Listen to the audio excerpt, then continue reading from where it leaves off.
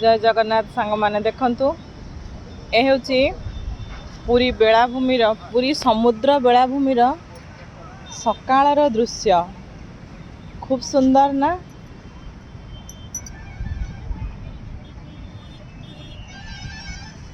केते मनमुग्धकर परिवेश एबे शांत अच्छी परिवेश देखंतु एबे बेलाभूमि केते परिष्कार अच्छी पूरा क्लीन अच्छी।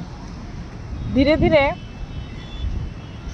देखिए केते असना है जीव जो पर्यटक माने आसुछंती एठु सबु खाइबा किणी करी खाउछंती आओ से सबु जो जरी पॉलिथीन पैकेट ए बेलाभूमि रे फिंगी दे जाउछंती। आमे महाप्रभु श्री जगन्नाथ को दर्शन करने को आसुछु किछि पुण्य करबा पई। महोदधि स्नान जगन्नाथ दर्शन जीवन में सबुठारु बड़ पुण्य। मु भी बुझी पारुनी सांग माने एटा की प्रकार पुण्य। एई सागर बेलाभूमि को एते अपरिष्कार कर दउछंती।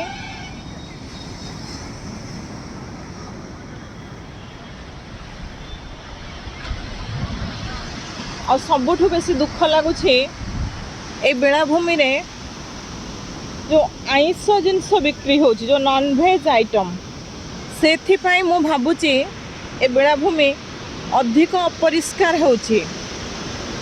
ये जो कंटा फंटा सब फिंगुछंती आउ इत्ते माने स्मेल होछि संध्या समयटा एठी बुलिबा भी कष्ट हो पड़ुछि।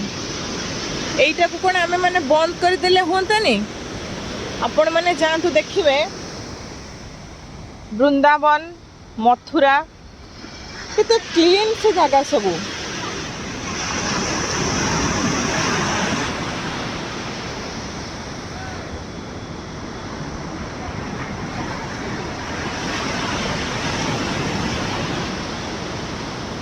ए होची सागर बेलाभूमिर सकाळर दृश्य।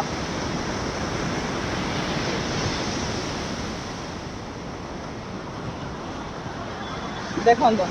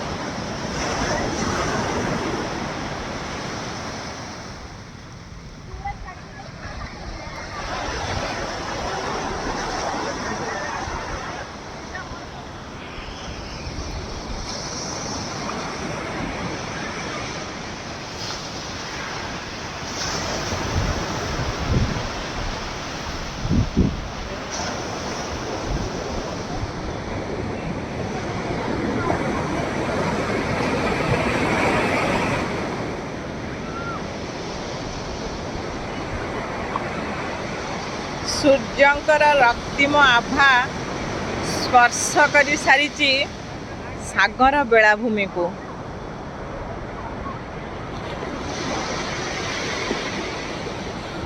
महाप्रभु श्री जगन्नाथ पाखरे आपण मानकर मध्य सुस्थ निरोग जीवन मु कामना करुछि।